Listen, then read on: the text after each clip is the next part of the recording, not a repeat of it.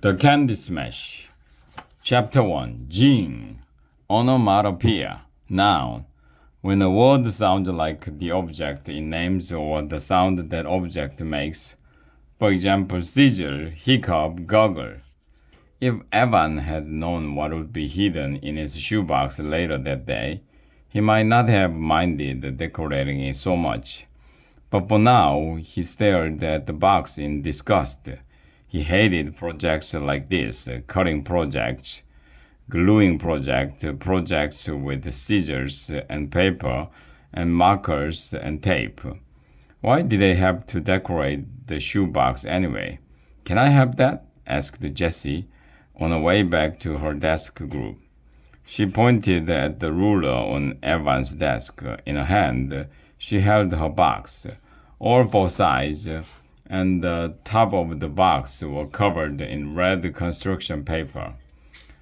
And the slot on top was outlined with a perfectly measured, crinkle-cut rectangle of white paper. Why aren't you done? Asked Evan. No, said Jessie. I made the spiders for the sides and flowers and hearts for the top. Evan looked over at her desk, which was in the room next to his. Lined up in neat rows were four perfect paper spiders, four curly paper rosettes, and 20 identical paper hearts. Jessie's decorations were so precise they looked like they came from a factory.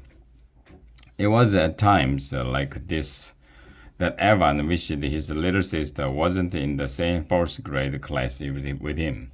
Jessie was good at math and writing and science and just about everything that counted in school. She had even skipped the third grade. Why did she have to be so smart? Evan slumped a little in his seat. Go ahead, take it. Jessie reached for the ruler, then said, That's sloppy. You should cut the paper so it's even. You want me to do it? No, I don't want your help, Miss Perfect. Jessie shrugged. Suit yourself. Then she went back to her seat. What are you going to put on your box? Asked Megan, who was returning to her desk on the other side of the room after showing her box to their teacher. Mrs. Overton. Her long ponytail swung from side to side as she walked up to his desk. Evan felt his face go hot. It was bad enough that his shoebox looked like nothing. Now Megan Moriarty had to go and notice it. I don't know, he said. I don't like flowers and hearts and things. Me neither, said Megan. I put pictures of cats all over mine, see? This one looks like Langston. Megan pointed to a picture on a box that looked almost exactly like Mrs. Overton's cat. Langston was a 21-year-old gray Persian who was seriously overweight. There were laminated pictures of him posted all over the classroom, with speech bubbles coming out of his mouth saying, Cool cats read, numerator on top, denominator on bottom, and a simple machine is a mechanical device that applies a force, such as a plane, a wedgie, or a lever. In every picture, Langston looked like he'd just caught up a hairball. Evan's favorite was the one posted right above the daily homework assignment. In giant black letters, it said, Blah. There are some sports magazines in the reuse bin, said Megan. You want to see if there are any pictures of basketball players? No, well, I guess, said Evan, embarrassed that he was tongue-tied. When Megan and Evan were in the same desk group, neither one of them could get any work done. Mrs. Overton had called it a lovely problem, and Evan was both disappointed and relieved when she'd changed the sitting arrangements. Whenever he talked to Megan, He got a strange spinning feeling in his stomach, and it was getting worse every day. It was just like the time two winters ago when he and his mother hit a patch of black ice in their old Subaru. The car spun around at 360 degrees before smashing into a guardrail. No one was hurt, and even the car was okay once it had been repaired. But Evan would never forget that feeling of spinning and spinning completely out of control, waiting for the smash. Being around Megan felt like that. Evan walked over to the reused bin. It turned out that there were tons of photos of basketball players, including one of Evan's favorite, Rajon Rondo, who was famous for having played the first quarter of a playoff game one-handed after he dislocated his elbow in the third. Evan quickly cut out 5 photos and stuck them on the four sides and top of his box. Done, he said, putting the cap back on his glue stick and shoving his markers into his desk. Mrs. Overton, who'd been working at a desk, glancing up at the clock on the wall. Hey, look at the time. She picked up the shikiri that sat on the edge of her desk and shook it a few times, making the gentle shi sounds that meant it was time to transition to a different activity. We are running late. Leaving your boxes on your desks and come to the rug. It's time for the poem of the day. Evan smiled. He would never admit it, but this had become his second favorite part of the day. After recess, ever since coming back from winter break, Mrs. Overton had taken the time each day to read a poem. Just one poem, a serious poem. Not like the silly poems his third grade teacher had read to them last year. Evan liked those too.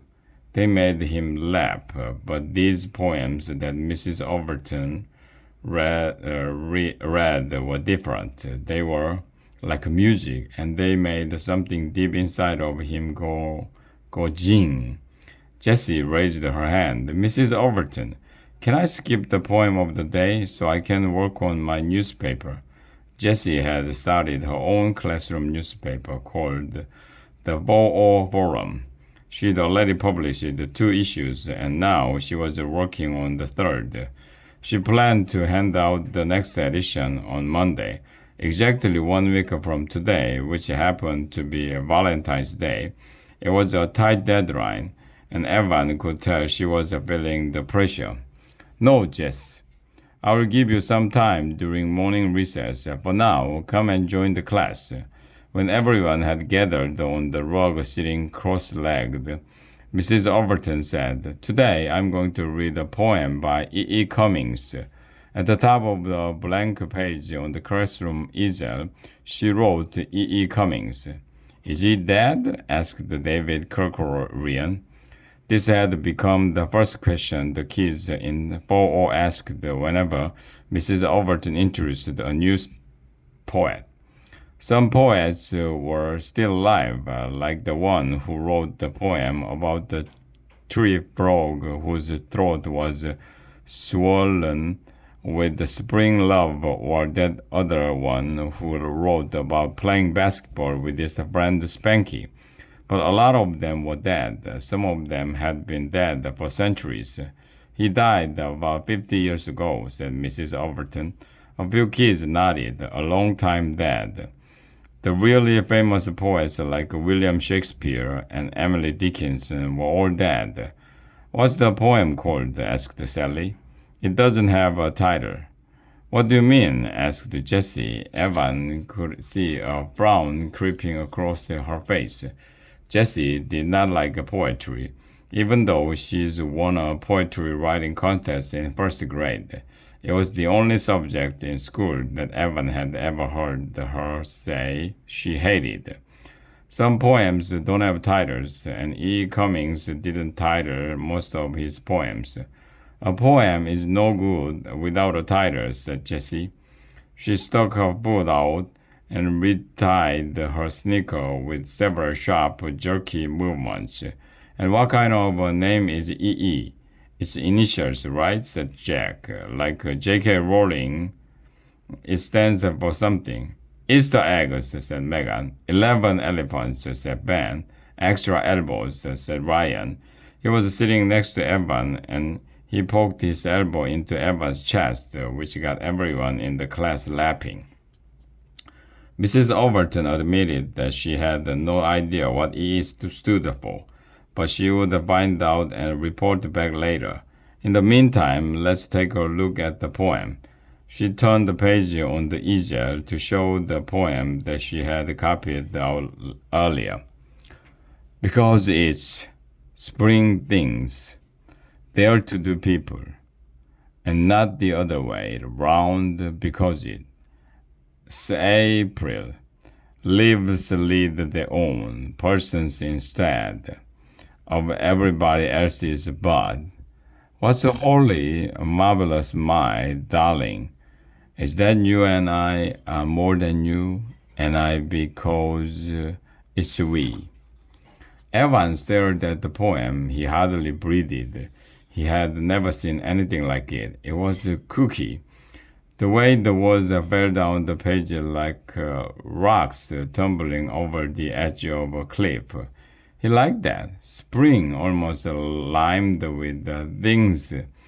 And the carriageway, the tall, proud capital S, stood like towers on either side of those words.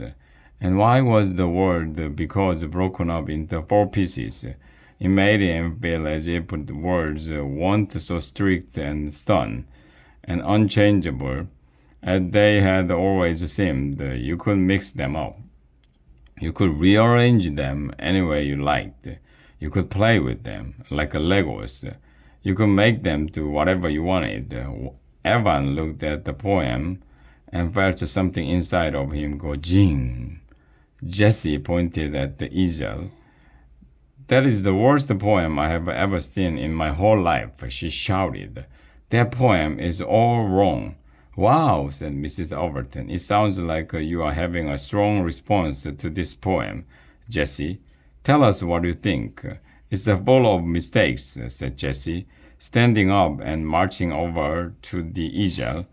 That S is not supposed to be capitalized.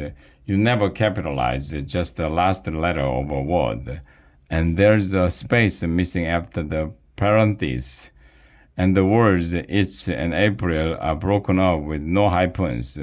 And there's no such word as everybody else. He just made that up.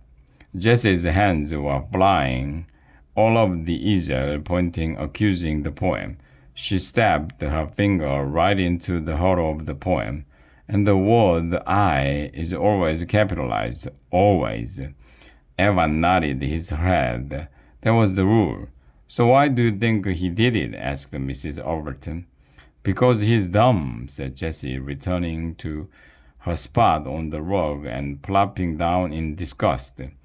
Well, said Mrs. Overton, Mr. Cummings graduated from Harvard and wrote his first book when he was 28. So I don't think he was dumb. Maybe he had a reason for writing his poems in this way. What do you think? The kids in 4-0 stared at the poem. Some of them moved their mouths silently as they read it to themselves. Maybe he was telling a joke, said Tessa. Or maybe he was trying to make it look like a kid wrote it, said Adam. Maybe he was using a strong voice, like you told us about when we wrote our memory stories. I bet he just scribbled it out fast like that, and then he didn't bother to check it over, said Paul. Evan knew that Paul hated to copy his first drafts. These are all good ideas, said Mrs. Overton. Anybody else have an idea? Evan looked at the poem and thought about the joy he felt when he read it. The looseness and freedom of those crazy mixed up words, the tumbling recklessness of the way the poem spilled down the page. Maybe, said Evan, he is sort of telling us that there aren't any rules or, you know, you don't have to do things a certain way just because that's how everyone else does them, you know? Mrs. Overton nodded her head. I think that's exactly what Mr. Cummings is challenging us to think about. Rules and conventions, because what is this poem really about? The whole class stared at the poem. The room was silent, except for the gentle scribbling sound of the jabirs in their cage as they chewed on their toilet paper tubes. Slowly, Megan raised her hand, and Mrs. Overton nodded at her. It's about love, said Megan. That's right, said Mrs. Overton. She turned the heavy paper of the easel so that a fresh blank page was showing, and then in all capital letters she wrote, What is love?